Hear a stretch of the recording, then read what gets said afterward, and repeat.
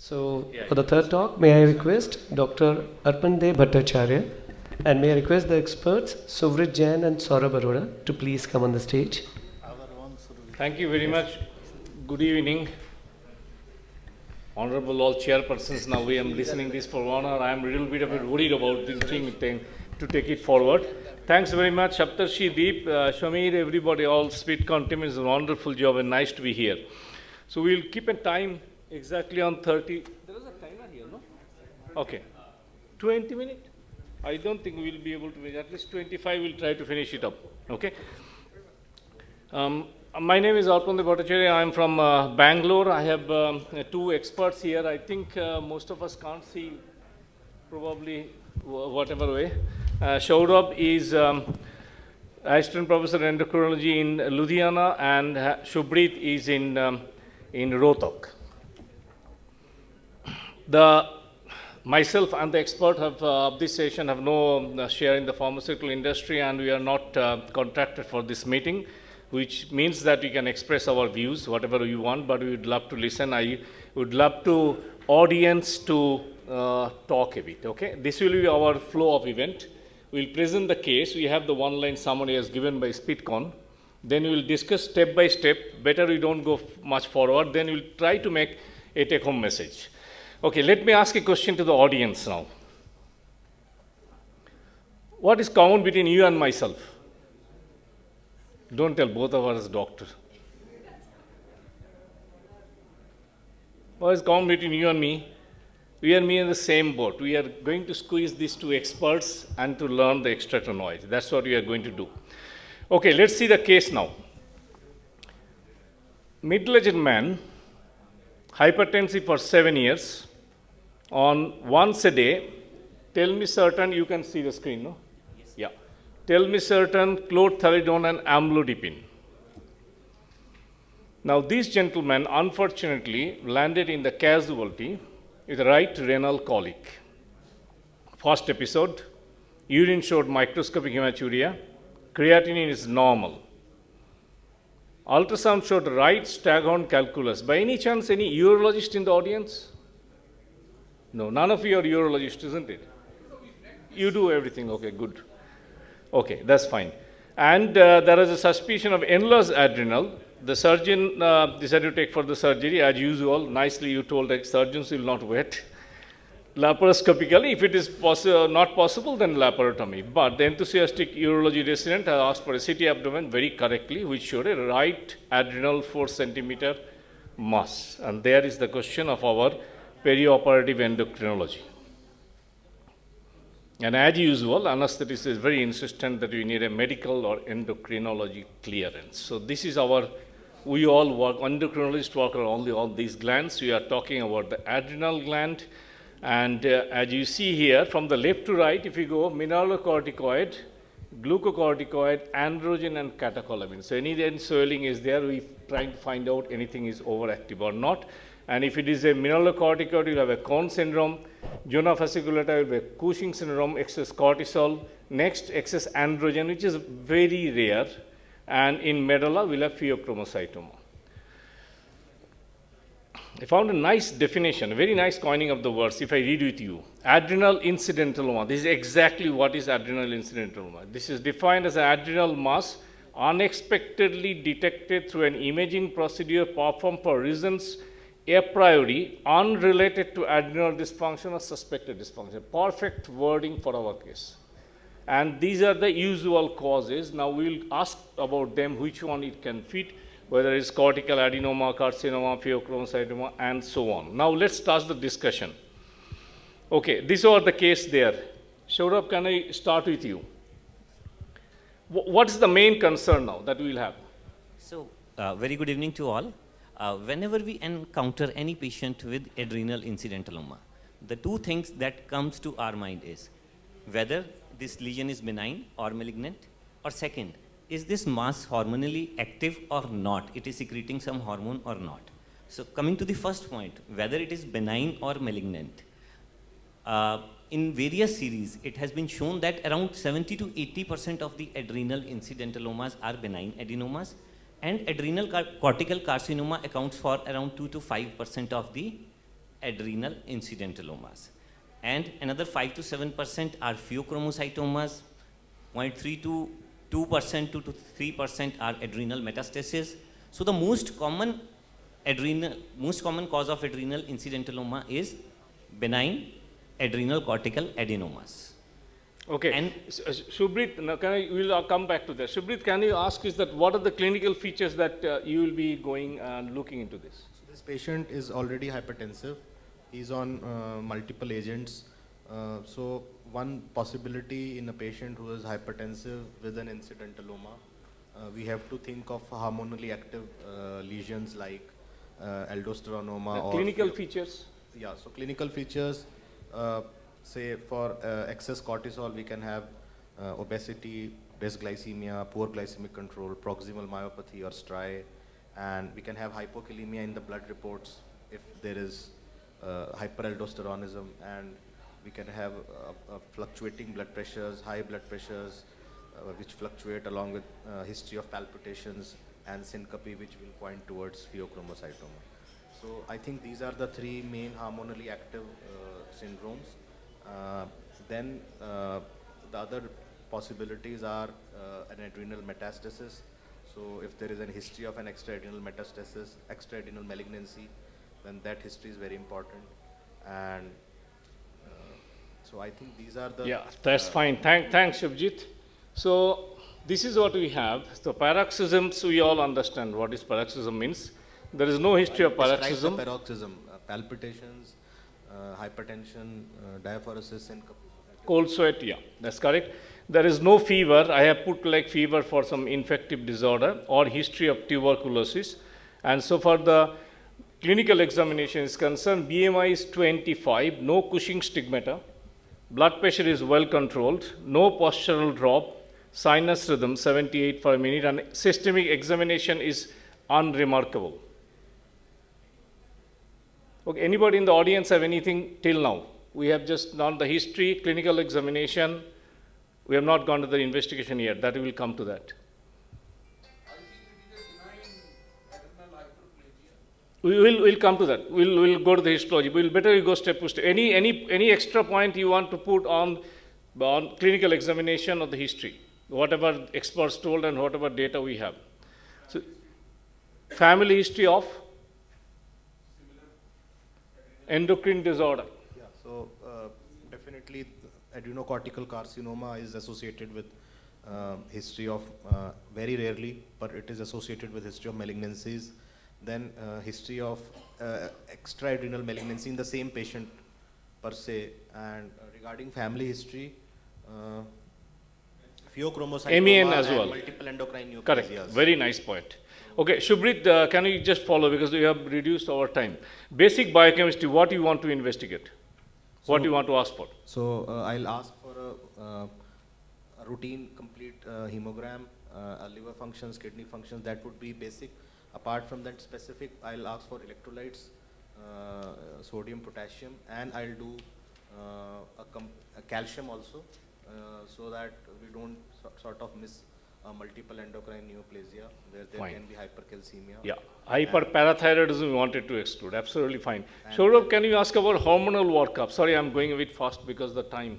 Hormonal workup. Sir, in the hormonal workup, we have three hormones which can be secreted. First is most common hormone secreted by any adrenal mass is glucocorticoids, followed by catecholamine secretion, and third is aldosterone. Autonomous aldosterone secretion is not as common as these two hormones. So coming to the first hormone, that is glucocorticoid autonomous secretion. We call it as autonomous cortisol secretion.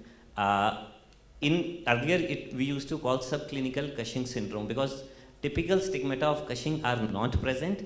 These patients might be having increased risk of hypertension, diabetes, dyslipidemia. So to evaluate excess glucocorticoid secretion, we do overnight dexamethasone test, and if the value of overnight dexamethasone test is more than 5 microgram, autonomous cortisol secretion is established less than 1.8. I'll show the report. Next, other than cortisol, next? Other than cortisol, we do evaluation for pheochromocytoma, and in that we do 24 hours urinary metanephrine and plasma metanephrine can both be done, but 24 hours urinary metanephrine has higher specificity as compared to plasma metanephrine. So in low risk patients, this is the preferred test.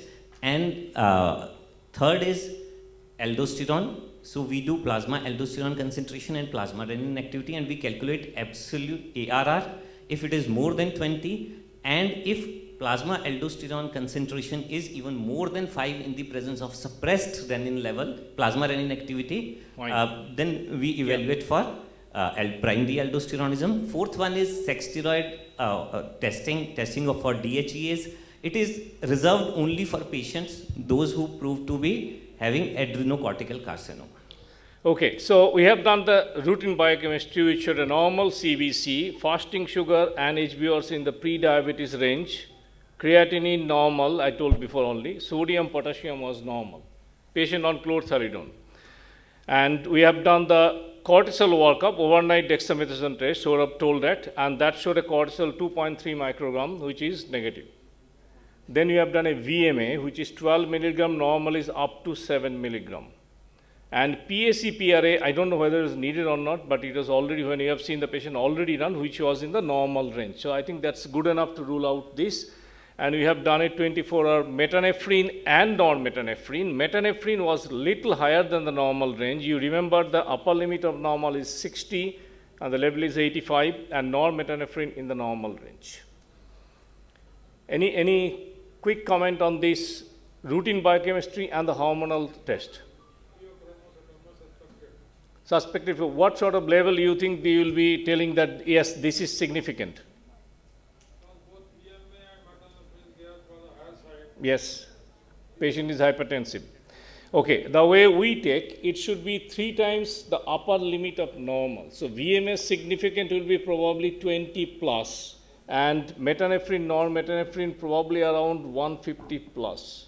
So this is more or less, it is another test to be repeated range of test. But your point is very well taken. We'll quickly move to round 3. Saurabh, CT done after ultrasound, is that okay, or do you need a MR scan? Most of the guidelines recommend unenhanced CT scan as the initial investigation of choice. CT scan, if there is less than 4 centimeter of adenoma size and HU is less than 10, probably it is benign, and we need not to do further investigation in this scenario. But if the HU is more than 10, between 10 to 30, it can be malignant, or it can be lipid poor adenomas, or it can be pheochromocytoma. We need further evaluation for that. And in this scenario, MRI can help us, because MRI with chemical shift imaging can detect lipid poor adenomas. Those even with one study showed that in patients with HU of 10 to 30, around 70 to 90% of the lipid poor adenomas were detected by chemical shift imaging. MRI has got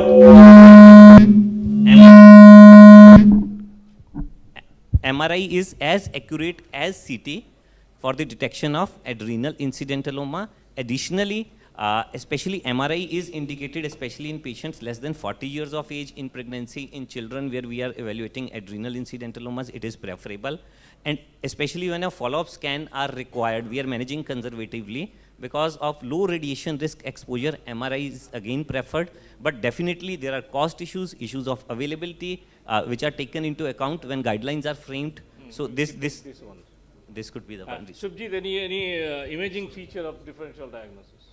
First of all, I like to disagree a bit regarding MRI. I think all the guidelines, they suggest that we should do a contrast enhanced CT. MRI is not needed. There is any doubt if the lesion is indeterminate. So I think contrast CT and washout should be the next investigations. MRI should only be reserved for special situations, as Dr. Saurabh mentioned. Imaging features, most of washout, can you just explain a bit washout feature? Absolute washout of more than 60% and a relative washout of more. Now, what is the meaning of that? Okay, if I can come to the washout for a minute. So this is what you see. My arrow is there, yeah. This is what, see, this is a different patient. No, arrow is not seen. Quickly, if I more, no, it's not working. Right top of the right kidney, there is an swelling, that's adenoma, and here you see and the sagittal cut and the coronal cut, and this is what we are trying to take about washout. Correct in this scan? Yes, sir. So there are three phases. Initial phase, then there is a portal phase, and then there is a delayed phase, which is after 15 So minutes. this is initial stage, okay. Then There is a portal venous phase. yeah. And then there is a delayed phase, which usually we take after 15 minutes. So essentially, if it is cleared very quickly, it is suggestive benign pathology. Yeah, so if it is not washing cleared, out quickly, it is correct. suggestive of a benign disease. And if it is the washout is less, then it is indicative of possibly a non-benign lesion. But then we need to consider other parameters, the size of the lesion. Yes, I will come to that one. This CT slide, if you see, characteristics. very nicely it's in that. What is the enhancement means? We don't have a time to explain too much and all those goes thing. But basically for us, it is important. If it is cleared very quickly, it suggests a benign pathology in comparison to not. Now we have discussed about the size. I'm 100% sure this lady is not bothered about the adrenal nodule size, but I am actually.